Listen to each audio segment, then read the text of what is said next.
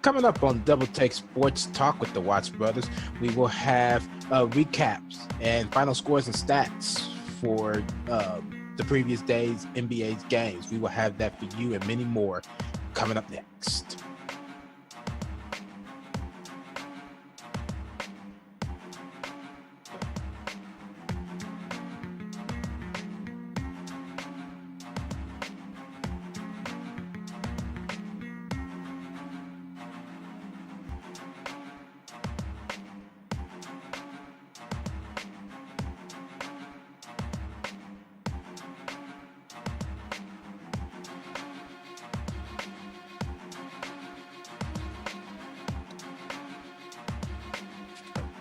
All right, this is it. Double Take Sports Talk. Welcome to the show. Darren Watts here on the opposite side of the screen. Welcome to Darren Watts today. What's going on, everybody? Welcome to the show. All right, we got here. How you feeling? Oh, I'm good, man. I'm good, man. Good. All right, so we got a lot to cover. Are you ready to do this? Yep. I'm ready. Let's rock this one. Let's do it. All right, so we're going to take a look at the Pacers analysis in just a moment. But in the meantime, I wanted to go over all of last night's games. March 1st, 2017. Starting out with the New York Knicks and the Orlando Magic. New York Knicks wins this game 101-90. The Washington Wizards and the Toronto Raptors. The Washington Wizards win this game 105-96. And you pretty much told me this all last night. Yeah. Dallas Mavericks, Atlanta Hawks. Atlanta wins this game 100-95. Paul Millsap, 18 points, 8 rebounds, 10 assists. Too shy from triple-double. Miami and Philadelphia in Miami. Miami wins this game 125-98. They just gave them the biggest butt whooping of their life. Yeah, they did. I feel for him. Yeah. And then you had Denver and Milwaukee. Denver wins this game 110-98. Nikola Djokovic posted his second consecutive triple-double. Now he is on fire. And you speak of him. You speak of him. He is the fourth player to have his first 4 triple-doubles of his career in a span of 30 days. Talk about somebody that's on fire. Man. Yeah. The other 3 to do it was Giannis Antetokounmpo, Jason Kidd, and Alvin Robertson.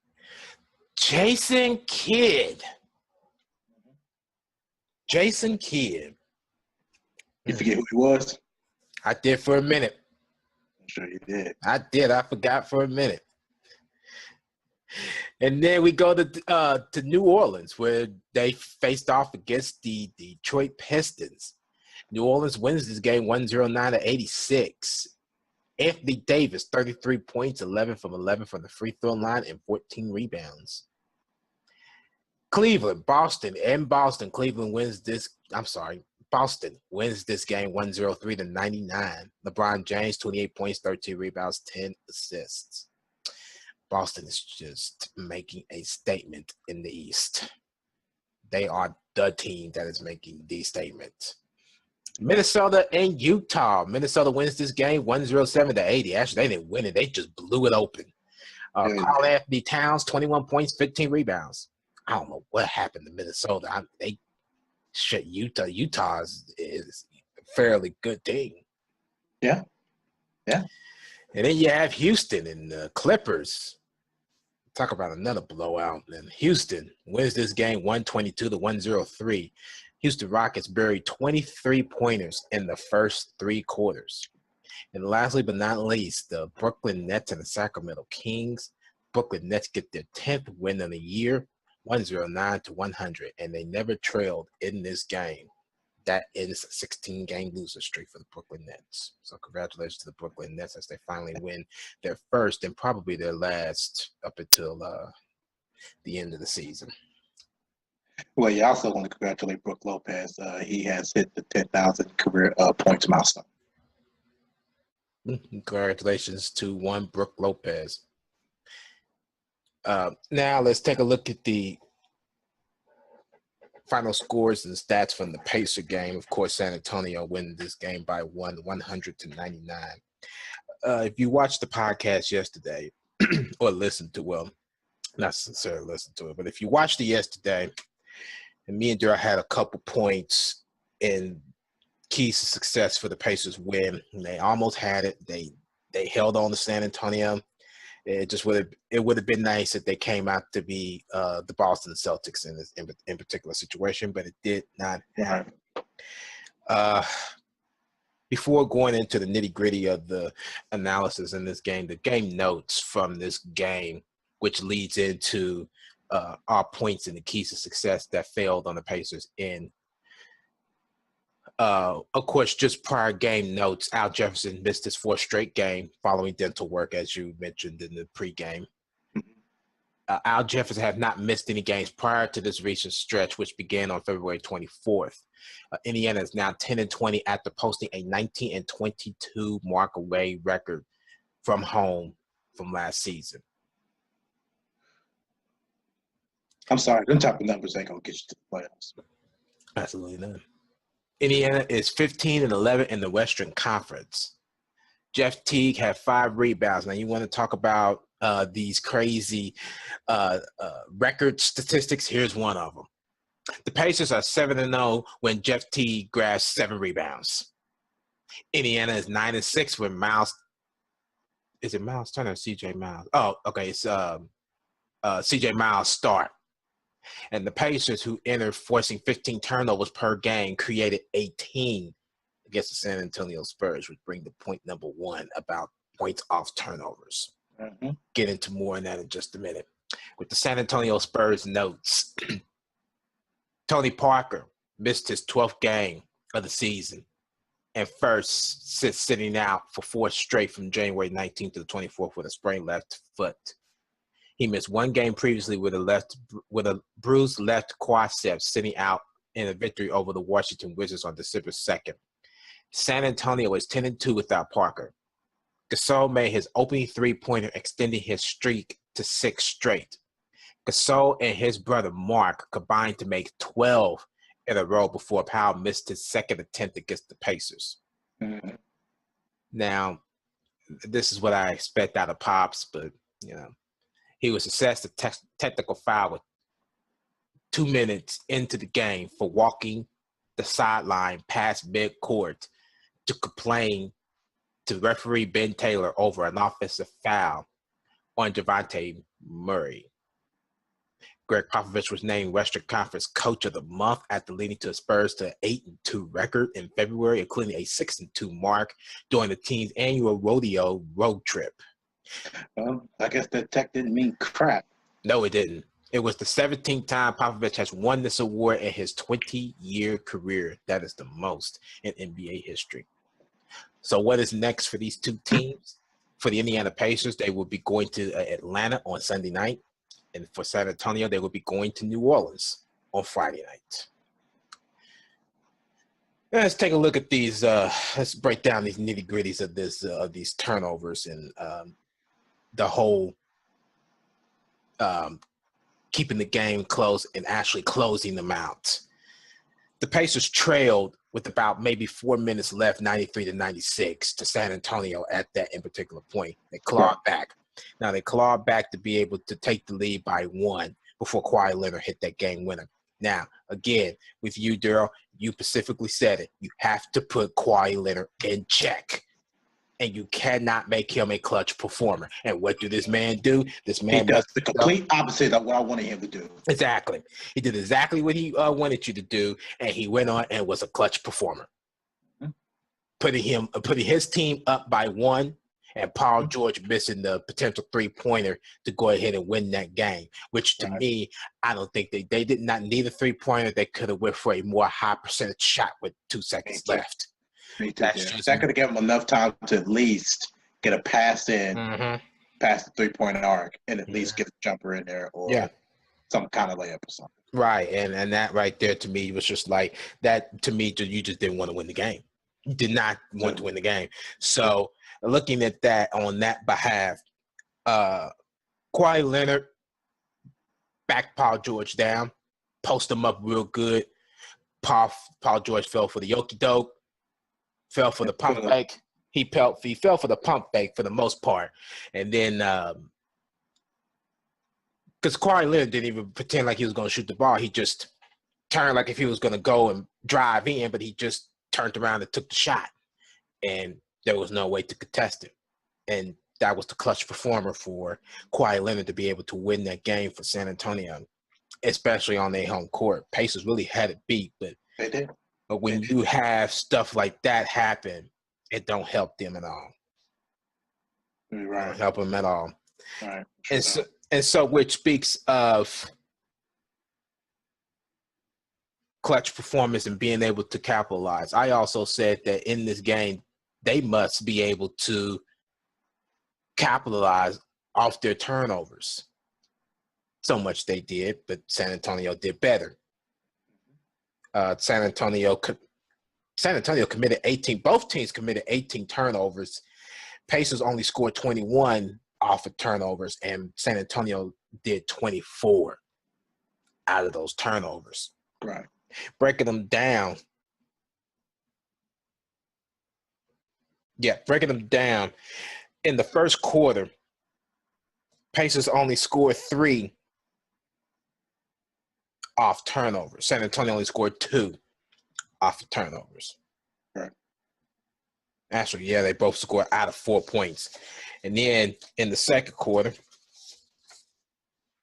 Pacers scored 5 off turnovers, and San Antonio scored 7 off turnovers. And that right there was a big thing for San Antonio, because I believe at this point, did San Antonio lead at that time at halftime? I think San Antonio might have led at halftime, but I think for the most part, I think San Antonio won the second quarter. Can't quote me on that, though.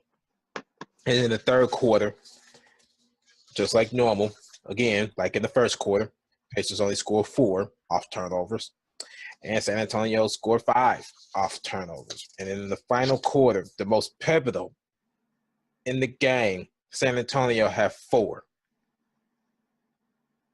Pacers had 6. In the most pivotal moment, which made the 21 points off turnovers and San Antonio's 24 off turnovers. Well, that just tell you right there that even though the Pacers did capitalize off of, points off turnovers, that just took away from what San Antonio could do too, and they much capitalized off the turnovers too. Yeah, and that just brought in about the whole point about the experience of the game. What one team can do, the other team can do the same. So that's a pretty big factor if they wanted to shut a team down like San Antonio. Just didn't work out. Yeah, it didn't work out. And so now that you see with that San Antonio game, Pacers cannot go into Atlanta doing that same thing. No, they can't. They cannot go in there doing that same thing because Atlanta is a hot 3-point shooting team. And the better team. Yes. The Pacers won the second quarter. Excuse me for that. Pacers won the second quarter.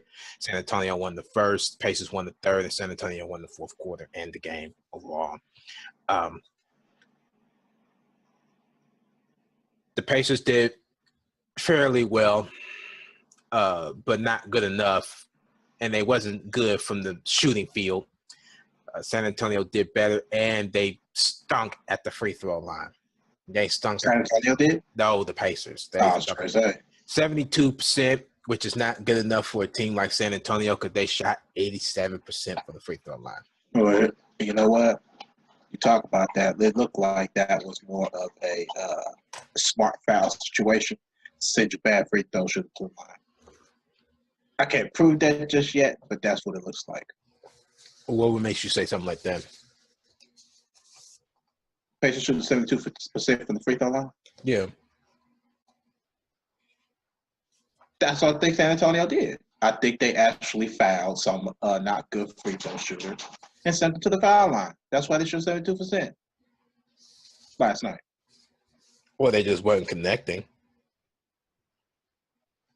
from the from the free throw line. If I can see, I'm looking now. What I see, Monte Ellis was 1 for 4.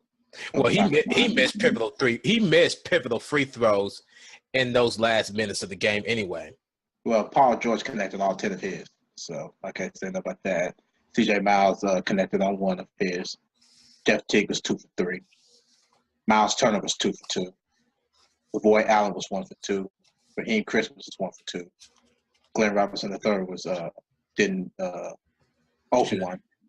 And everybody else. So that was 18 for 25. That was 72%. So, 18 for 25 total.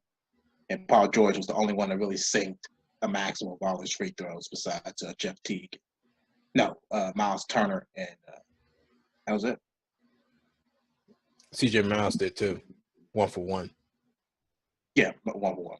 Jeff Teague was 2 for 3. LaVoy Allen, 1 for 2. Monte Ellis was 1 for 4. That would do it right there. Mm-hmm. Glenn Robinson, of course, 0 for 1. And then looking at the San Antonio Spurs free throws, Kawhi Leonard 6 for 6. Yep. Dwayne Dedmon 2 for 2.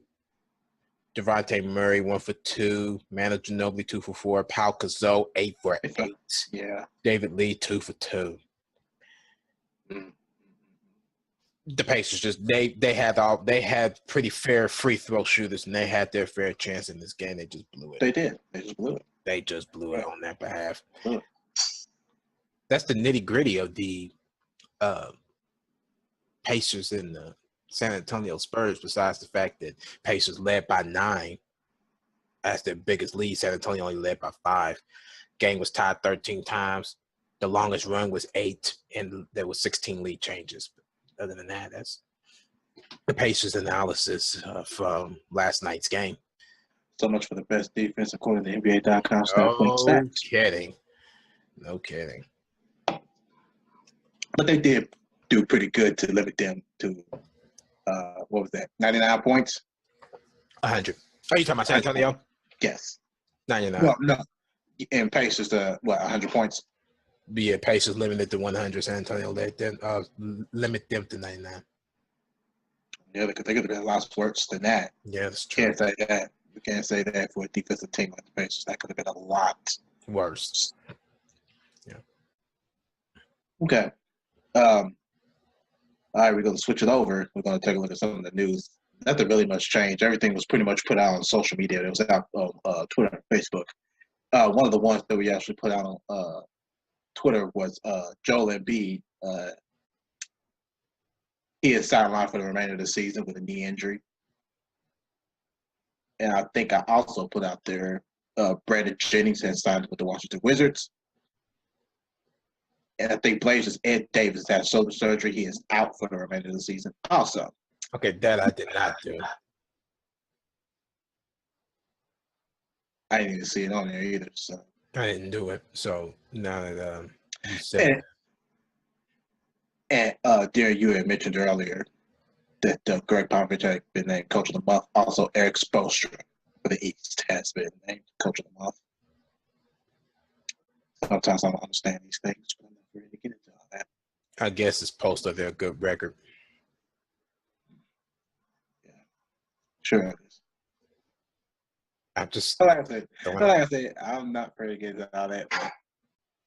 But, flip it over to the NFL side. One of the main headlines, Johnny Manziel, he is drawing interest in teams. He rehires an agent. Philadelphia Eagles is to evaluate adding Jamal Charles. Travis Kelce underwent surgery. I can't remember what surgery he had. And also, no timetable for the return of Andrew Luck as he went to shoulder surgery back in January. No wonder why he was wearing that cast. I didn't know he had surgery. Yeah, he had surgery back in January. Fair. Yeah. Hopefully they'll add some offensive linemen that could be able to protect him and not have to keep going through this every single time. You got that right. That's the NFL side. MLB, there's nothing really out there for baseball. It's just a lot of spring training news. Okay. Well, on that behalf, Daryl, have anything else you want to add to that? Our final thoughts? Yeah, as a matter of fact, one thing I forgot, there's two things I forgot to mention.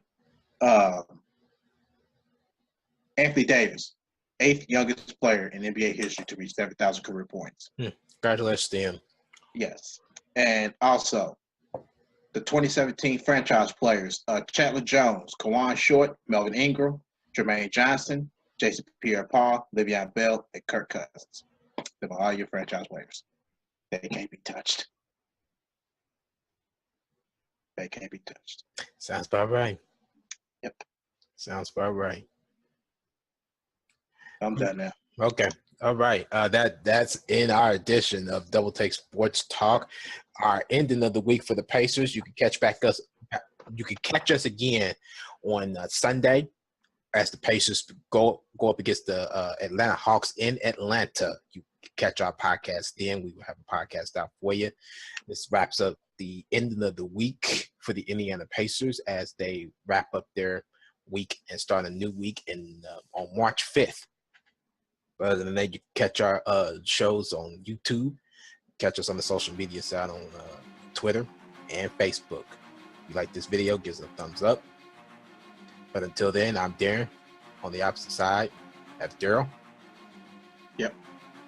Catch our episodes. Until then, ciao. Ciao. This is Double Take Sports Talk with the Watch Brothers. I'm Daryl Watts. If you enjoyed the podcast and would like to see more, check out our videos on YouTube. And while you're there, subscribe, like, and share our videos. We don't mind. We're also on the social media side where you can catch up on the latest news and developer stories and different stat information.